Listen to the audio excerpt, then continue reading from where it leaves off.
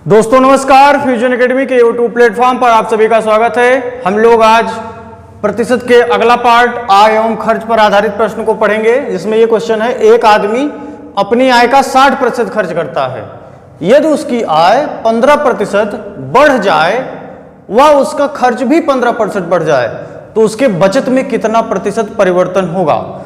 तो प्रतिशत है तो हम क्या मान लेते हैं, पहला आय कितनी रही होगी, 100 रही होगी। 60% खर्च करता है, अगर ये आय है तो खर्च कितना 60 कर रहा है, तो बचत कितना करेगा, बचत कितना करेगा 40 का, है ना। अब इसके बाद कह रहा है कि आय 15% बढ़ गई, तो आय 100 है, 15% बढ़ा दीजिए, कितना हो जाएगा 115 हो जाएगा। और 15% क्या है, खर्च भी बढ़ रहा है, तो 60 का 15% निकाल लो, यानी 900 बटे 100 कितना आएगा, 9 आ जाएगा। तो क्या कर देना है, बढ़ रहा है तो 9 इसमें भी ऐड कर दो, कितना हो जाएगा 69। यानी आय 169 हो गई बढ़ करके, खर्च भी आय 115 हो गई, सॉरी 115 हो गई और खर्च 69 हो गया। अंतर कितने का आएगा, अगर घटाते हैं हम 115 में से 69 तो आएगा 46, ठीक है।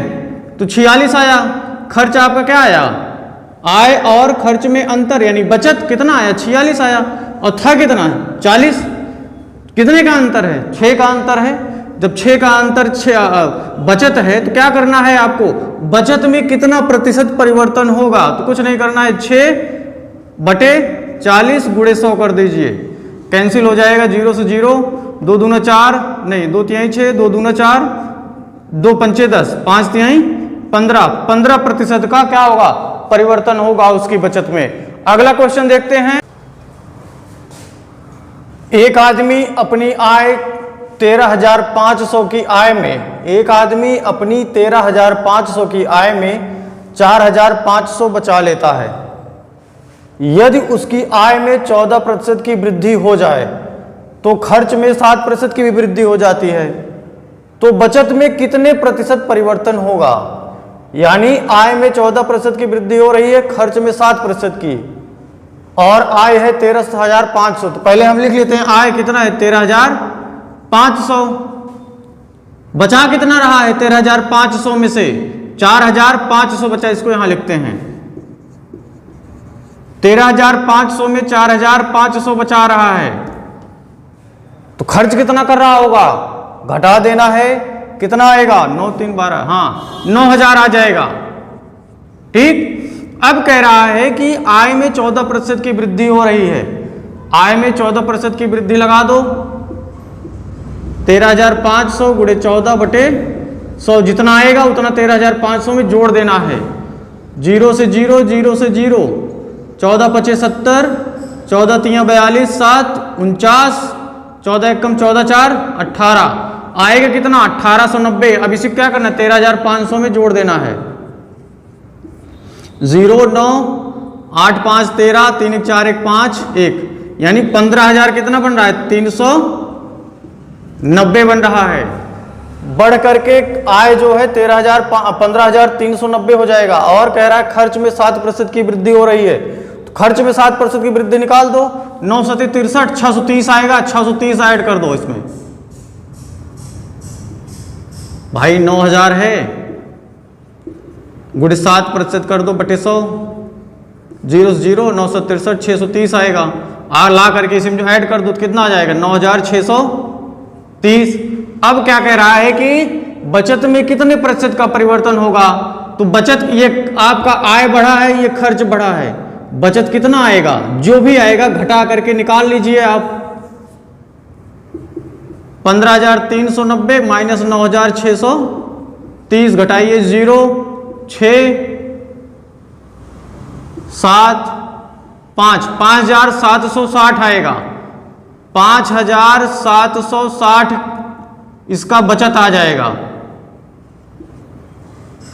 क्या लिख रहा हूं, अब अंतर निकाल लीजिए, पहले कितना था 4500, अभी कितना हो गया 5,760, अंतर निकालिए कितना आएगा, 4500 घटा दीजिए, 0 6 2 1, यानी 1,260 रुपए का अंतर आएगा।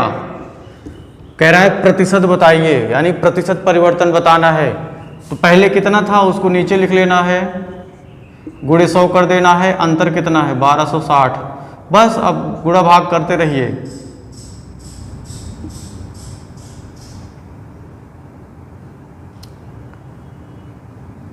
15 8 120, 15 चौका 60, 15 3 45, 3 दूनी 6, 3 8 24, 28%।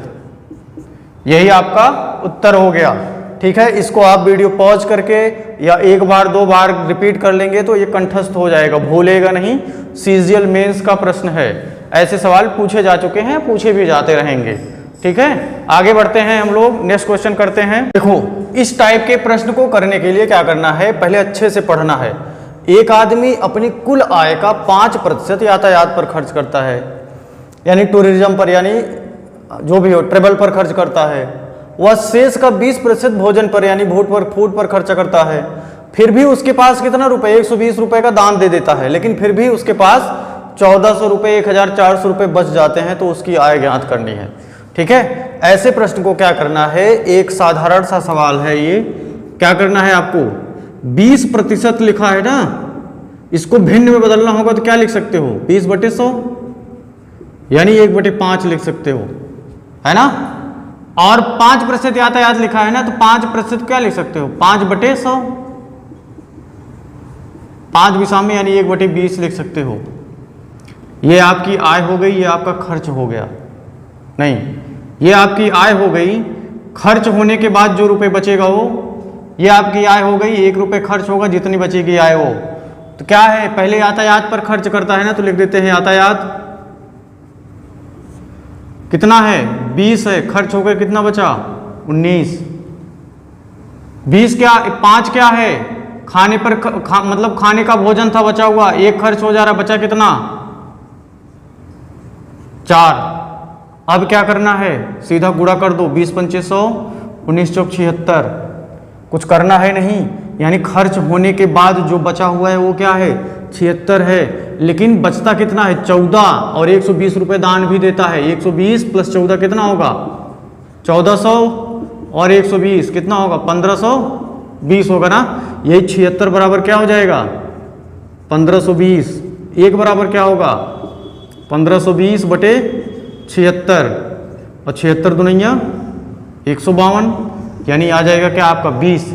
और इसी 20 को ले जा करके 100 में मल्टीप्लाई कर दीजिए, आपका क्या हो जाएगी, ये तो आय थी ना, खर्च होने के बाद ये बचत था, आय कितनी हो जाएगी, गुणा कराओगे 2000, यही आंसर हो जाएगा आपका। ठीक, आगे, यदि किसी व्यक्ति के खर्च व बचत का अनुपात 2:1 है, यदि उसकी आय, 2 बार लिख दिया गया है, यदि उसकी आय और खर्च में 16% व 10% की वृद्धि की जाए तो बचत में कितना प्रतिशत की वृद्धि होगी, या कितने प्रतिशत का परिवर्तन होगा। यहाँ पे वृद्धि होगी तो सीधी सी बात है, वही निकालना है, परिवर्तन ही निकालना है। लेकिन बोला गया है खर्च और बचत का अनुपात, तो आय कितनी होगी, अगर खर्च 2 है, बचत 1 है, तो आय कितनी होगी, 3 होगी, है ना। 3 में से ही तो 2 खर्च हो रहा है, 1 बचाया जा रहा है।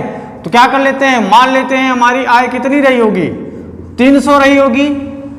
300 में 200 क्या कर रहा है, खर्च कर रहा है, 100 रुपए का बचत कर रहा है, और बोल रहा है कि यदि उसकी आय में 16% का क्या किया जाए, बढ़ोतरी कर दी जाए, और 10% की खर्च में बढ़ोतरी, इसमें क्या करो, 16% का वृद्धि करो, क्या हो जाएगा 316।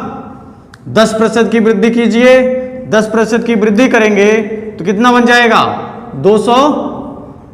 200 का 10% निकालिए, गुणे 10/100, यानी 20 आ जाएगा, तो कितना बन जाएगी 220। अब वृद्धि के बाद बचत कितना होगा, आय और खर्च में निकाल लेते हैं, बढ़े हुए आय और बढ़े हुए खर्च से। 316 में से 220 निकालिए, 6 9 2 11, 96 ही आएगा, 96। बचा कितना है, यानी पहले बचत कितना था 100, अभी कितना हो गया 96, कितने का अंतर है, 6 का। तो आंसर क्या होगा, 6/100 गुणे 100, 100 से 100 कैंसिल, 6% का वृद्धि या जो भी होगा परिवर्तन यही होगा। ठीक है, यही आंसर हो जाएगा। ओके, अब हम अगले टाइप में चलेंगे। इसी में से जैसे बोलता नहीं कि इतना प्रतिशत आय पर खर्च कर देता है, या फिर इतने प्रतिशत यातायात पर खर्च कर देता है, इतना प्रतिशत बच्चों की फीस पर खर्च कर देता है, तो कुल बचत कितना होगा या कुल समथिंग खर्च कितना होगा, है ना। तो इस टाइप के प्रश्न करेंगे। आगे बढ़ते हैं, हम लोग अगला प्रश्न देखते हैं। किसी व्यक्ति के पास निश्चित मात्रा में कपड़ा उपलब्ध है, 10% कपड़ा चोरी हो गया और शेष का 70% कपड़ा बेच दिया गया, तो कपड़े की लंबाई ज्ञात करो यदि अभी भी उसके पास 810 मीटर कपड़ा बचा हुआ हो।